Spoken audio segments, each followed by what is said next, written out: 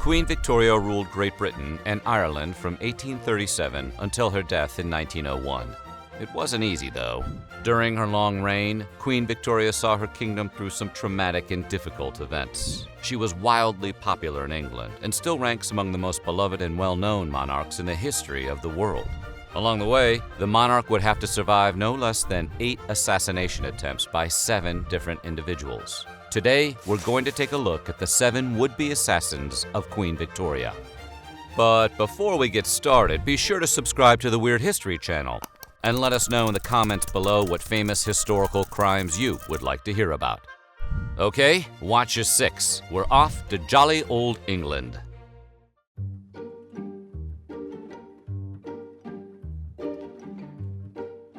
Assassin number 1 was 18-year-old Edward Oxford, who has about the most English name one could ever hope for. According to his own mother, Edward was prone to acting strangely and often had random maniacal outbursts of rage or laughter, kind of like a Victorian version of the Joker. Though no one knows for sure, this odd behavior may have been what cost him his job at a local pub. What we do know is that a few days after joining the ranks of the unemployed, he purchased 2 guns and headed for Buckingham Palace. The month was June, and the weather was pleasant. When Edward arrived, he waited outside the palace with crowds of onlookers hoping to spot the Queen or her husband, Prince Albert. Edward would have to wait until late in the evening, but eventually a carriage emerged from the gates and turned up Constitution Hill toward Hyde Park. Oxford waited until the royal carriage was in range. Once they were close enough, Edward fired 2 shots.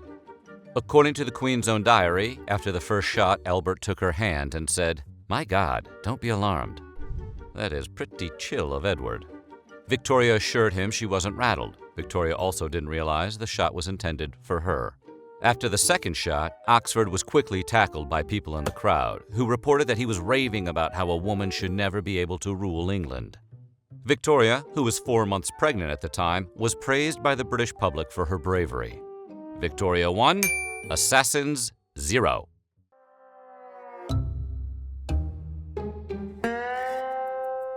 After surviving her first assassination attempt, Queen Victoria likely hoped nothing like that would ever happen again. But it did, 2 years later. This time, the would-be assassin was John Francis, a cabinet maker and former actor with a criminal record for theft.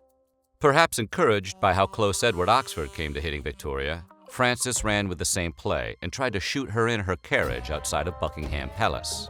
In fact, John Francis thought the plan was so nice, he tried it twice, in one weekend.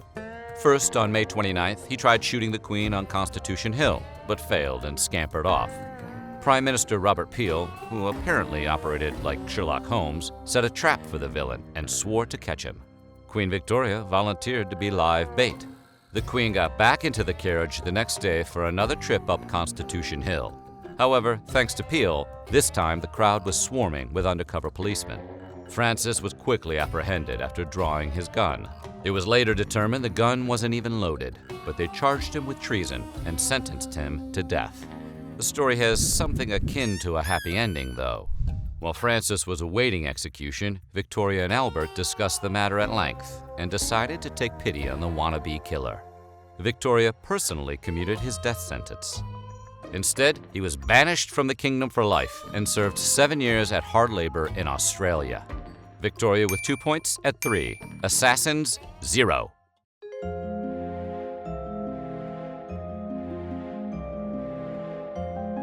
Assassin number 3 was John William Bean. Mr. Bean's father was a metalsmith who hoped that John would follow in his footsteps, but it wasn't to be. John was born with a 4-foot frame and a hunchback that prevented him from being able to do the job. Instead, John Bean ended up working at a newsstand. In 1842, the Bean read an article about assassin number 1, Edward Oxford. The story described Oxford's life after he tried to kill the Queen, claiming that he had been confined to an insane asylum, which for whatever reason was portrayed as a life of luxury. Sadly, though, the Bean believed it. His physical deformities made him desperate, and he began to reason that if he tried to kill the Queen, he would either end up dead or in an asylum. Either one, Bean believed, would be an improvement over his day-to-day existence. On July 3, 1842, a mere 5 weeks after John Francis made his assassination attempts on the Queen, Bean took his shot. J.W. Bean waited outside the palace and then fired at Victoria as she passed by with her uncle, King Leopold of Belgium. The gun, which was loaded with papers, gravel, and bits of pipe, jammed. Robert Peel apparently burst into tears when he heard about the incident. As for Bean, he didn't get what he wanted. He was captured by the police, who had started rounding up every hunchback dwarf until he was found. John Bean received an 18-month prison sentence. Victoria, 4. Assassins, 0.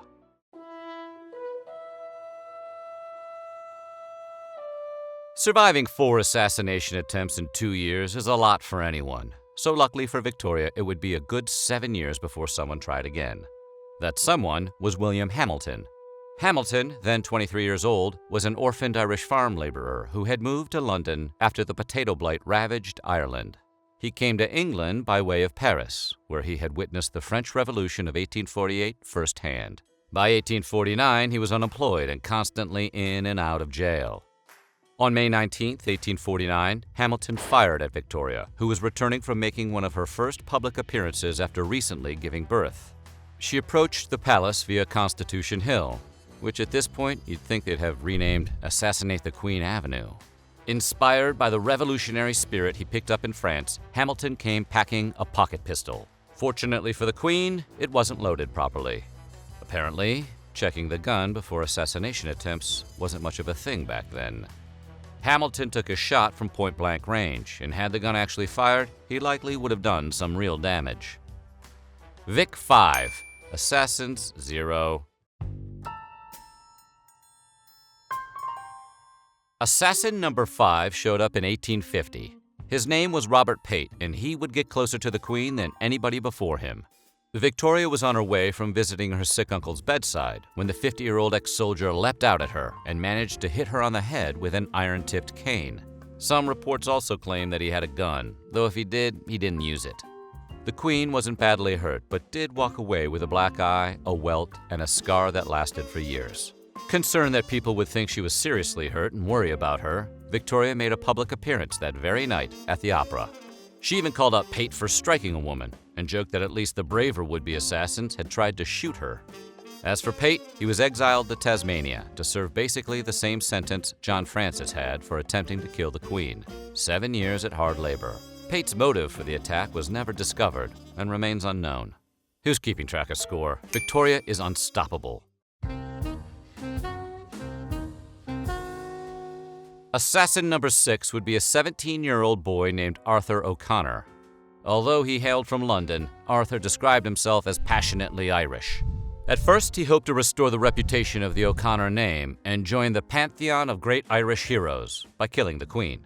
However, he eventually changed his mind and decided the better option would be scaring her into freeing Ireland. On February 29, 1872, Arthur waited outside Buckingham Palace for the Queen to return from an outing, as had apparently become standard for all would-be assassins. He asked a policeman when Victoria would return, and then pushed his way to the front of the crowd near the gate she would pass through. When the carriage finally arrived, O'Connor aimed his gun, but he never got off a shot. John Brown, an attendant who had taken to traveling with the Queen after her husband died, knocked the gun out of the young man's hand and then grabbed him and threw him to the ground. It was later learned that the gun was never in working order. That's pretty good to assume at this point. Victoria's bodyguard Brown was rewarded for his heroism with a gold medal and money. O'Connor was sentenced to a year in prison and 20 strokes with a birch rod, which honestly seems pretty lenient since the other guy's got 7 years of hard labor. Okay, we're just not going to announce the score anymore, okay? Assassin 0, Victoria some big number.